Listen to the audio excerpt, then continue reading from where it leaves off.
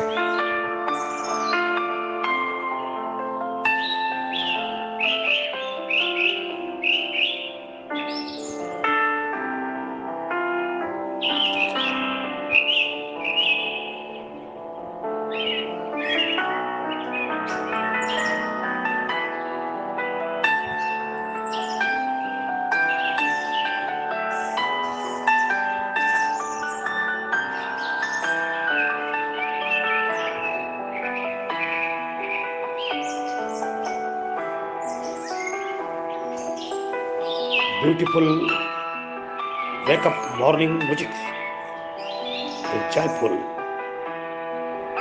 and new friends.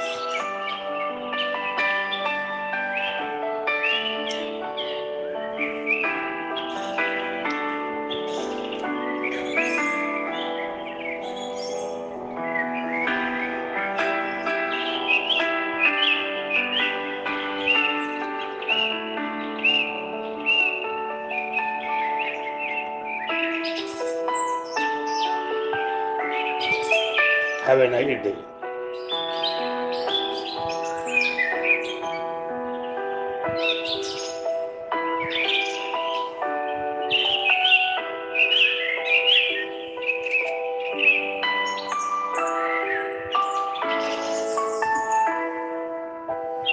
एक सुंदर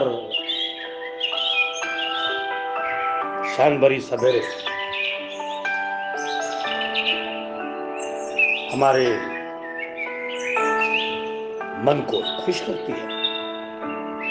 चिड़ियों का आवाज। प्यारे दोस्तों, देहात से देहात अगर होगा वहां जाकर देखिए, हर सवेरे एक सुंदर सवेरे रहती है और उस शान भरे सवेरे में चिड़ियों का आवाज। फादर हाउस में फूलों का स्वागत है। फादर हाउस फूलों का सुगंध देता है, चिड़ियों का स्वागत करता है। मनोरंजन के साथ में फादर हाउस हर नॉलेज देता है। मेडिटेशन बहुत ही ब्यूटीफुल प्रकार है, लेकिन मेडिटेशन के लिए हमें बहुत सारे रूल फॉलो करना पड़ेगा। मेडिटेशन, विपश्यना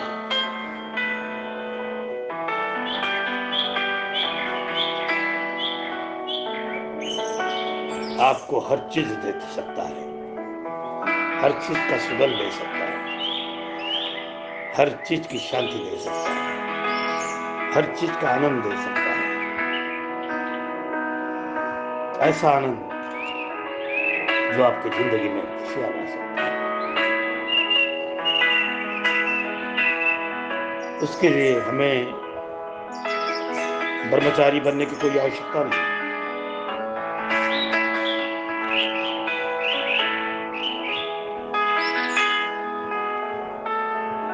लेकिन फूलों के सुगंध के साथ में कांटे भी होते हैं, तभी हर दुख के साथ में एक सुख होता है। बाबा साहब आम्बेडकर ने कम दुख नहीं भोगे, सम्राट अशोक ने कम दुख नहीं भोगे, महावीर ने कम दुख नहीं भोगे, तथागत भगवान बुद्ध ने भी कम दुख नहीं भोगे। तुकाराम महाराज, जगनाड़े महाराज, राजभोज गुरु नानक, संत कबीर, संत मीराबाई, संत जनाबाई, संत एकनाथ और बहुत सारे संतों ने, फिर गांधी बाबा हो, तुकोजी महाराज हो, तो कोई भी हो, संत बनने के लिए वाणी तो चाहिए, दुख का सागर चाहिए। दुख के सागर में सुबह का सुगंध मिलता है, फूलों का झाड़ी मिलती है, आनंद मिलता है, और आनंद के साथ में जिंदगी है। जिंदगी one time program, it never come again, but enjoy yourself. As joyful, फूलों के समान। फूल एक दिन में सुगंध देते हैं।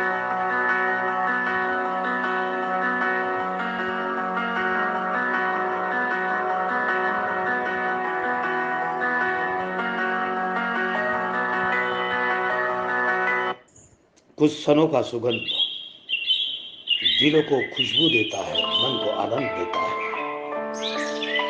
इसी खुशबू के साथ में जिंदगी बदलती है। मेडिटेशन, विपස්සना एक ताकत देती है। जो याददाश्त खोई हुई है वो प्राप्त करती है। बहुत सालों के बाद में हमको छोटी छोटी बातें याद नहीं रहती, किसी का नाम याद नहीं रहता। हमारी गुरुत्वाकर्षण शक्ति से हम उसको डाउन करते हैं। हर निगेटिव पॉइंट से हम पॉजिटिव की तरफ नहीं बढ़ते। तो विपස්සना तो पॉजिटिव करती है, डर निकाल देती है, डर को दूर करती है, सुगंध को पास में लाती है। किसी बात का डर हो, पैसे का कर्जा का डर, हर आदमी अंगुली मार से संत बन सकता है। वो वैसा है, वो क्या है, वो खराब कर रहा है ना, वो ट्राई कर रहा है। वो हर बार संत होने की ट्राई कर रहा है, बट वो फेल्यूर है। क्यों फेल्यूर है? ख्वाब बहुत बड़ा है, इतने बड़ी जिंदगी में इतना बड़ा ख्वाब अपेक्षा है, और वो भी बहुत जल्दी अमीर होने की बात है, बहुत जल्दी बड़ी बड़ी होने की बात है। तो ये तो कोई सादी बात नहीं है। चोरी लपेट से आदमी बड़ा नहीं बनता, मनुष्य पंचशील से बड़ा बनता है। 5 सील भगवान बुद्ध ने 5 सील दिया। सबसे बड़ी बात है, अगर आप दारू शराब लेते हैं तो आपका विपස්සना कोई काम का नहीं।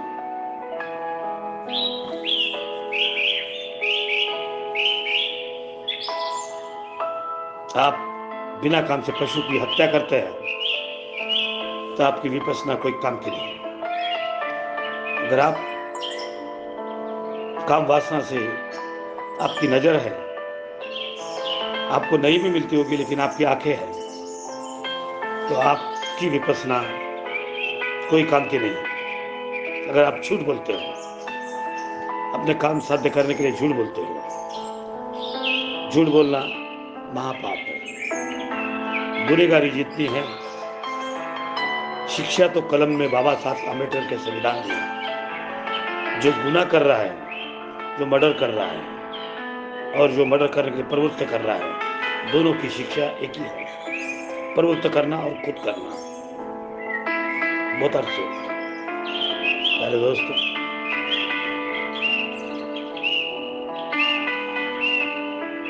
पशु हत्या, झूठ न बोलना, काम वासना से दूर रहना,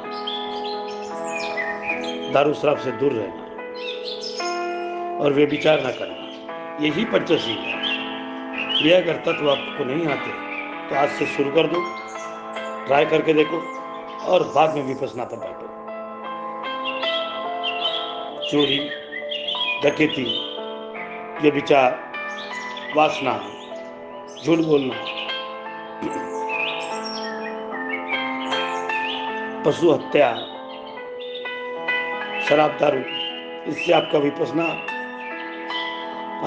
से बहुत दूर जाओगे। एक हमारे दोस्त हैं, सवेरे सवेरे हमको नमो बुद्धाय कहते हैं। फिर सवेरे उठकर कहाँ से पार्टी मिलेंगी, कहाँ से खाना मिलेगा, कहाँ से मटन चिकन मिलेगी, नया नया मुर्गे मिलेंगे, इस पर बातें करते हैं और बहुत खाते हैं और सवेरे 2 घंटे साइकिल से घूमते हैं। तो भाई तुम्हारी कैलोरी बढ़ा रहे हो, तो इसमें तो कोई फायदा नहीं होने वाला, इसमें आप माइनस में जाओगे। ज़्यादा चिकन मटन खाने से आपका कोलेस्ट्रॉल बढ़ेगा, चेहरे का चलने का ढंग डाउन हो जाएगा, आपकी ताकत कम हो जाएगी, आप विपश्यना से दूर जाओगे। Good morning. विपश्यना की जो कार्य है, हमारे घर में भरभराट पैसा आता है, सब आता है, मन की सुख होती है, जो चाहते हैं वो होते हैं, क्योंकि तुम्हारे में प्रज्ञा जागरूक होती है और प्रज्ञा जागरूक हुई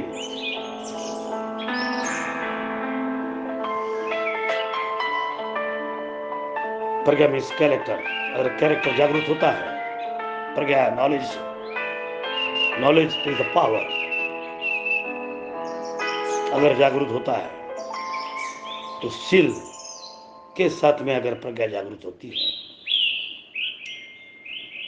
तो और आदमी खुशी से बढ़ता है।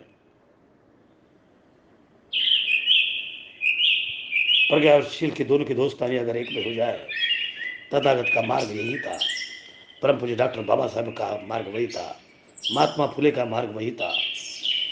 पहले जब बाबा साहब की रमाबाई चली गई, तब गायकवाड़ ने उन्हें कहा मेरे साली को मंगो आप। बाबा साहब की बहुत बड़ी स्टेट थी। बाबा साहब ने कहा जो लोग मुझे बाबा कहते हैं मैं अपने बच्चों को नहीं मांग सकता। बाबा साहब का वो सेंटेंस था। बाबा साहब के पास में कुछ मरमर गुरुजी जो डॉक्टर थे, उनकी यहाँ काम करने वाली इंग्लैंड से पढ़ी हुई लड़की सविता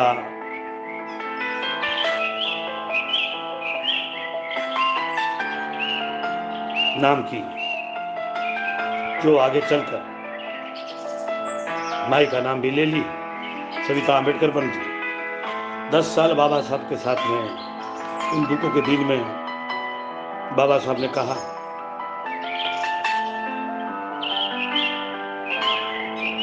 और शादी रचाई। कोर्ट से शादी की। पहली शादी तो बाबा साहब की मुंबई के छोटे से बाजार में दाबुल के प्लेस में हुई, और ये शादी बाबा साहब के कायदे के मंत्री होने के बाद में, कानून मंत्री की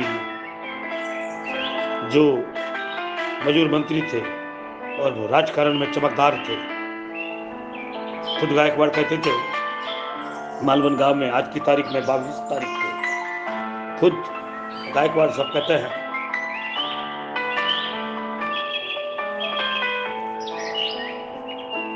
कि ये आदमी अनटचेबल समाज का, जो शोषित समाज है, जो दुर्लक्षित समाज है, जिस समाज पर अन्याय हुआ है, उस समाज का नेता बनेगा। और 22 मार्च को बाबा साहब को वो बात मानगांव में परिषद में कोल्हापुर 22 मार्च 1920 अखिल भारतीय अस्पृश्य परिषद में खुद महाराजा गायकवाड़ महाराजा थे, अध्यक्ष थे, और उन्होंने बाबा साहब अम्बेडकर को एक दिन आप ही इस समाज का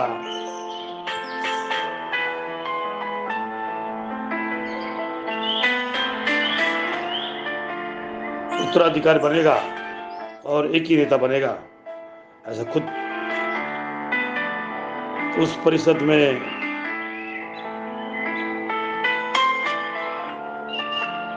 मानगांव के वो परिषद में कोल्हापुर में 21-22 मार्च को हुई कोल्हापुर की परिषद में 1920 को जाहिर किए थे, और वही आगे इस अनटचेबल समाज का बहुत नेता बन गया।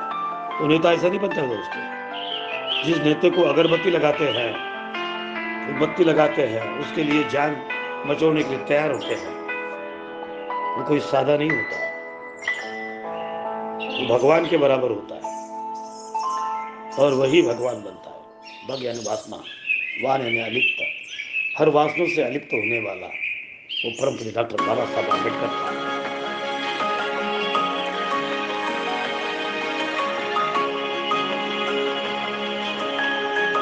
इसलिए इन्हें पूज्यनीय कहते हैं, धर्मनीय कहते हैं। बाबा साहब को दूसरी शादी करना पड़ा। उनकी तबीयत पढ़ाई के कारण बहुत खराब होती थी।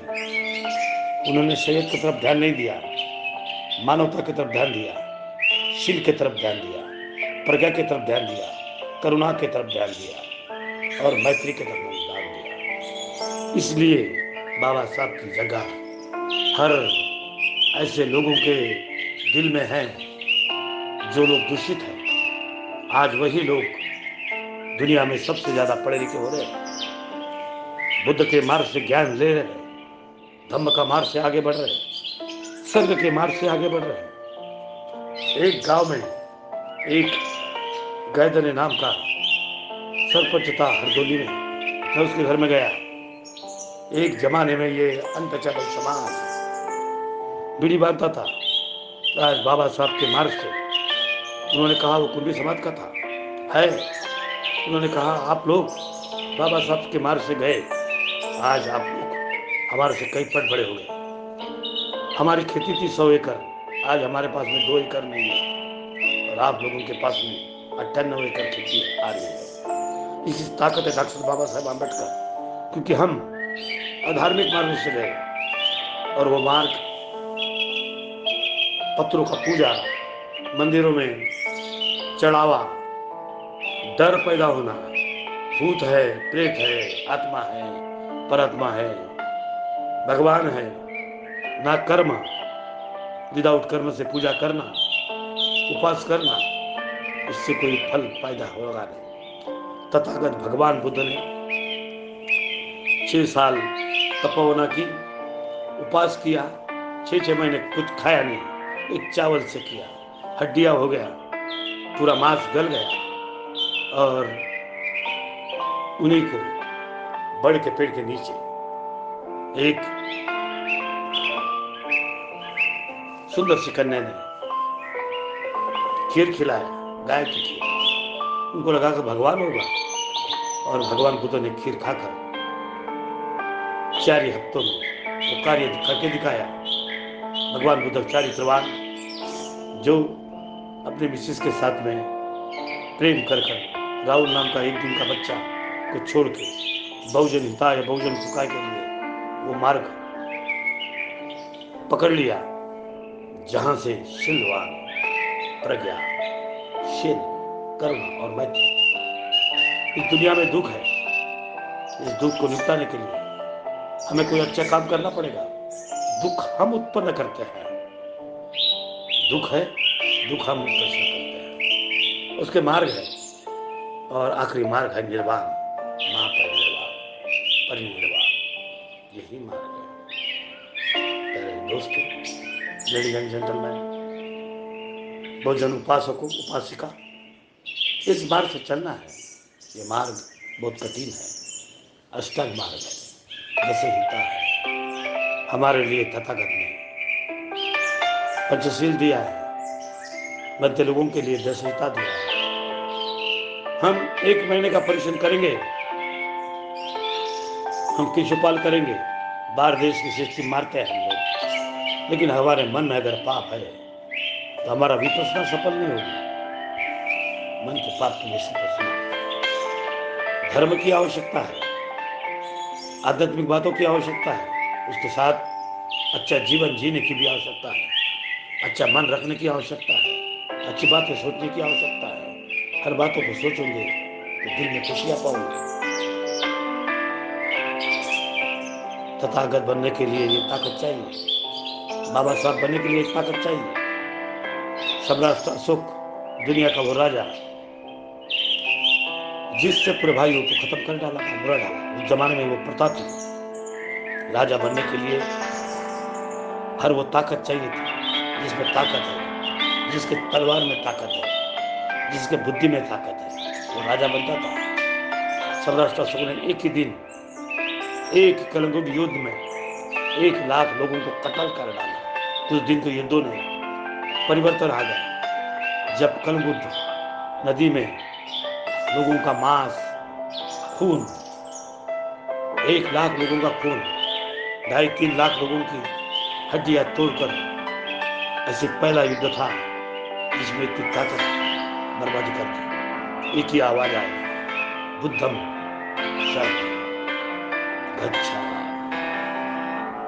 बुद्धम शरणं गच्छामि। ये आवाज था, और ये आवाज कोई सादा आवाज नहीं था।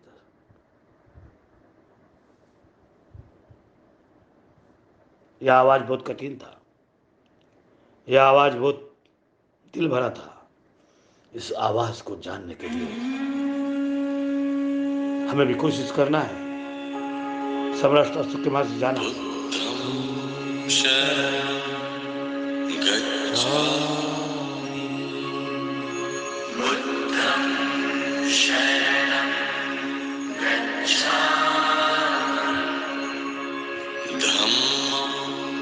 शरणं गच्छामि,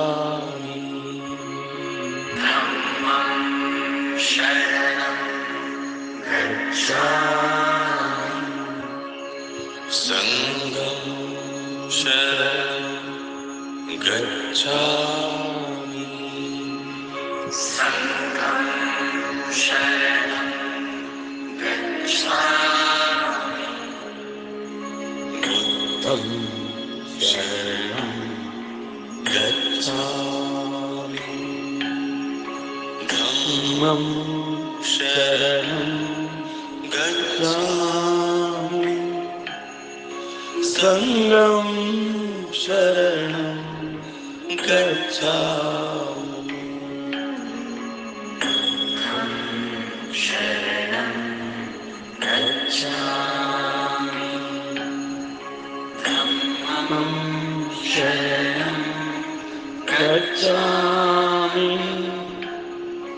संघं शरणं गच्छामि, शरणं गच्छामि, धम्मं शरणं गच्छामि, संघं शरणं गच्छामि, बुद्धं शरणं गच्छामि, धम्मं शरणं गच्छामि, संघं शरणं गच्छामि, बुद्धं शरणं गच्छामि, धम्मं शरणं गच्छामि, संघं शरणं गच्छामि, बुद्धं शरणं गच्छामि, धम्मं शरणं गच्छामि, संघं शरणं गच्छामि, बुद्धं शरणं गच्छामि, धम्मं शरणं गच्छामि, संघं शरणं गच्छामि, शरणं गच्छामि धम्मं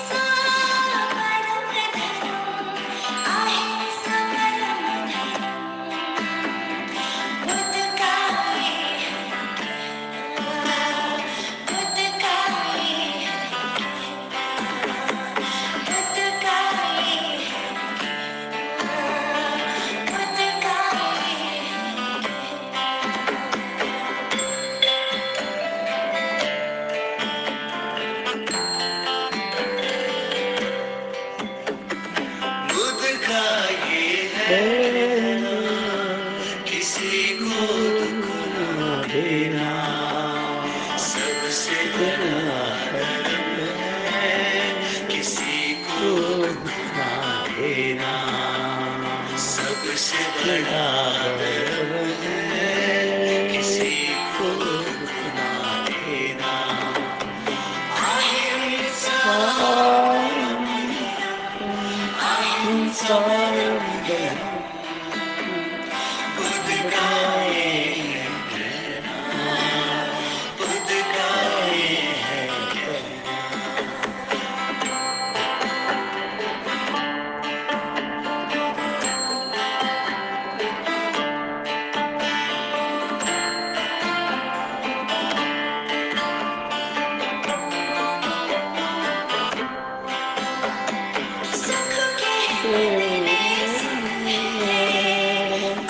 के बदले दुख है